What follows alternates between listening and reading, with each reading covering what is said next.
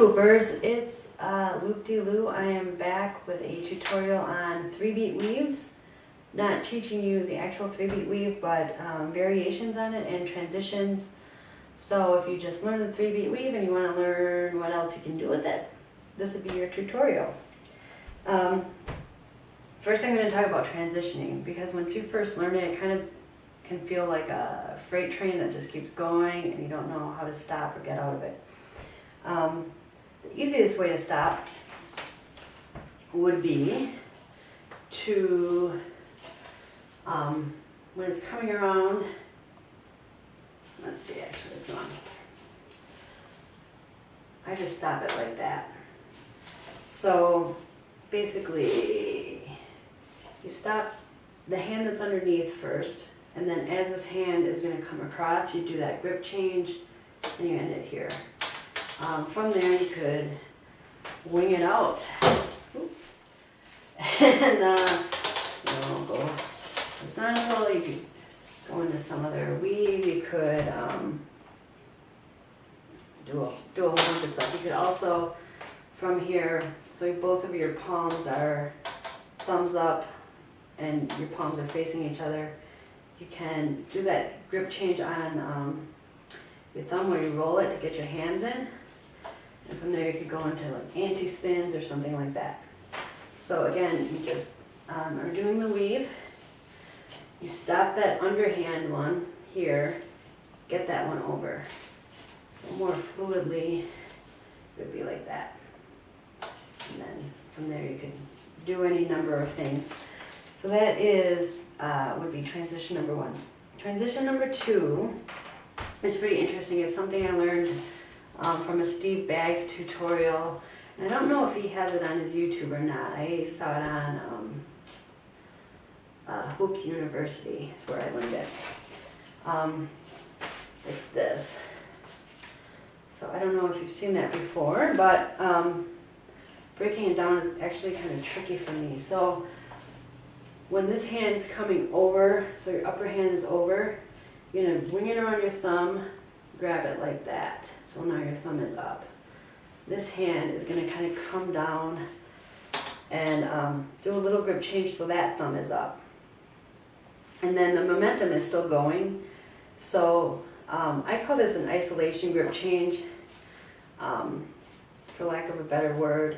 It's that thing you do at the top of an isolation where your thumb is up and then you change it and now your thumb is down.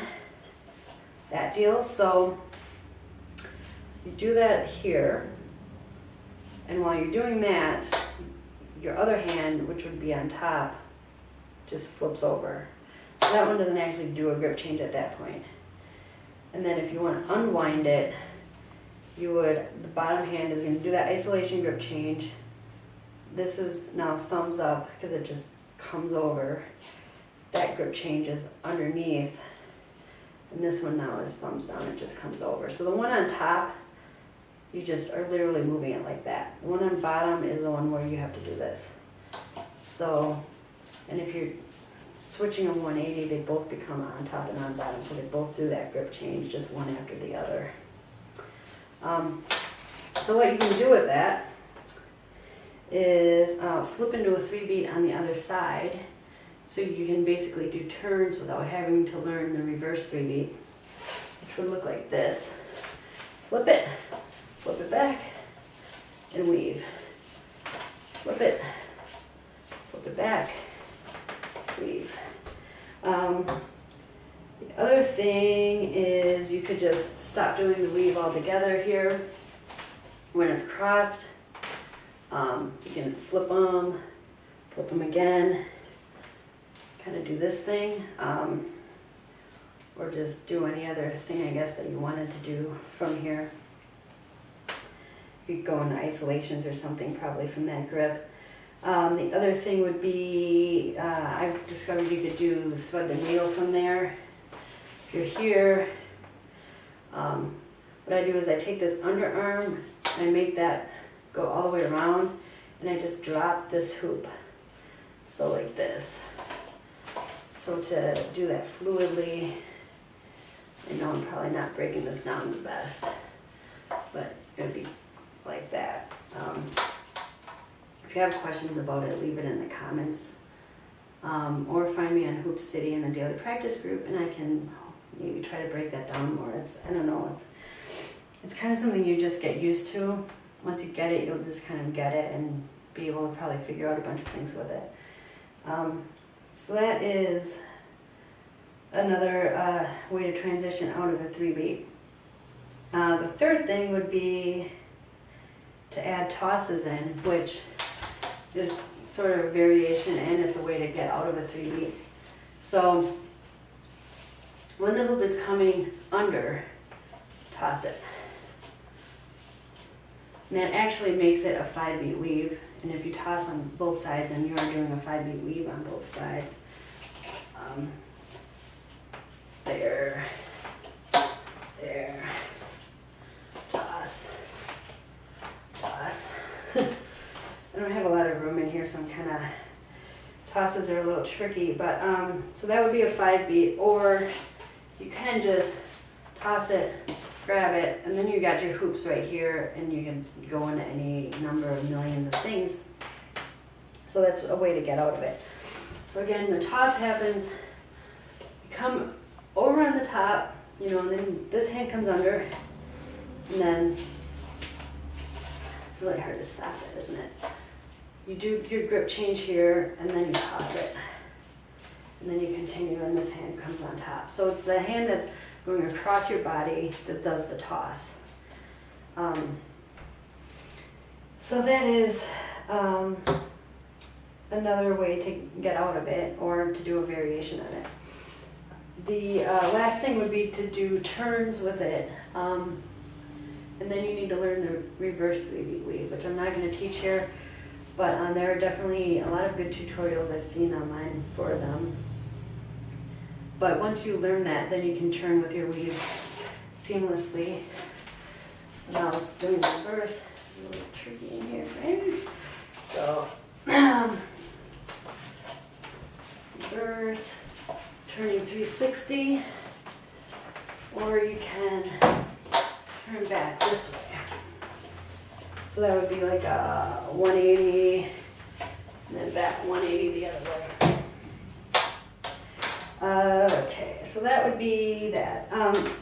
The first variation you want to probably learn on your 3-beat, and I haven't really seen this discussed, but something that I just started doing right when I learned it, is to turn the orientation of my body so that you're doing your 3-beat more to the side. Because that way, you can, face the audience a little, and if you had an audience, and or your mirror, and see what you're doing. And then you can come back to the reverse on this side, and you're not really turning. My feet are, boom.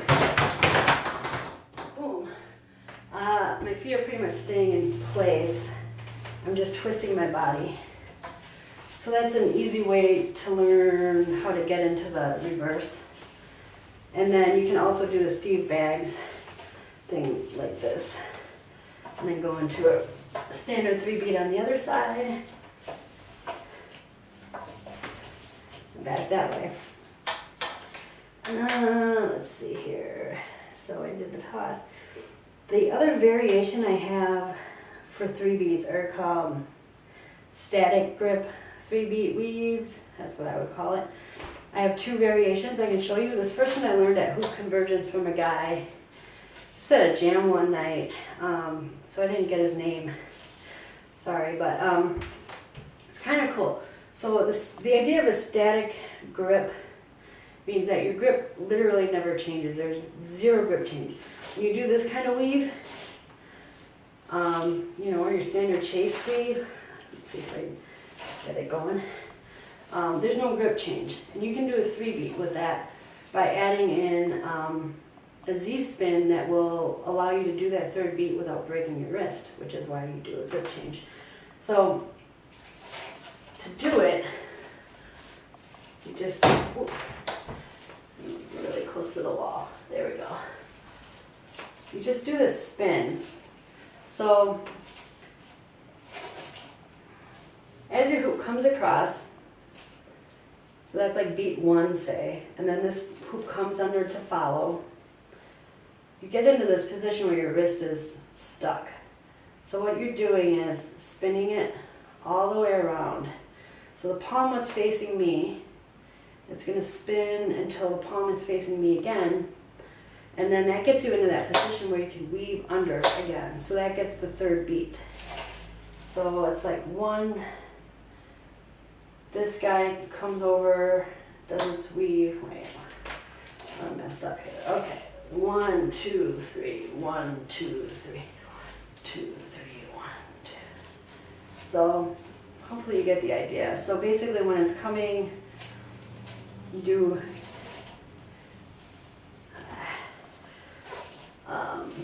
here, up, spin it, comes back under. Here, up, spin it, under. Spin it, weave, weave, spin it, weave, weave, spin it. Hopefully that makes sense. Again, I don't know, I've never taught these weaves before, so I apologize if I'm not describing them the best. The last one is sort of an isolation weave. I learned this one from Danielle Odette. She came to Madison and taught at really cool workshops, so if you can ever take a workshop with her, I highly recommend it. So this one again, your grip doesn't change. It's a standard like weave grip. And what you're doing is, instead of a 3 beat, you're like holding one hoop and the other hoop goes around it, making sort of this isolation thing, and that counts as 2 beats, so that makes 3. So it looks like this.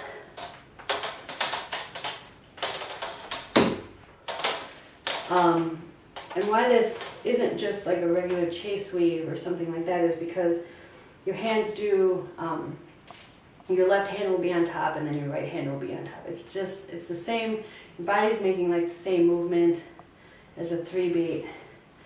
To count it, it would be like 1, 2, 3. 1, 2, 3. 1, 2, 3. Just an interesting variation, which you probably do a standard 3 beat and then just go into one of those variations and then come back out and go back into a regular 3 beat. So as the hoop comes across, your hoop's going to come across your body. This one is going to just come down. It helps if the one that's coming down is on the inside. And I'm tracing, I hold this one pretty stationary, trace this outside. Now this one's coming down. It's going to come up into that position. This one's going to come in, trace around it. So the hoop that's across your body pretty much stays still. The hoop that's your native side hoop is going to do the movement around it and then lead.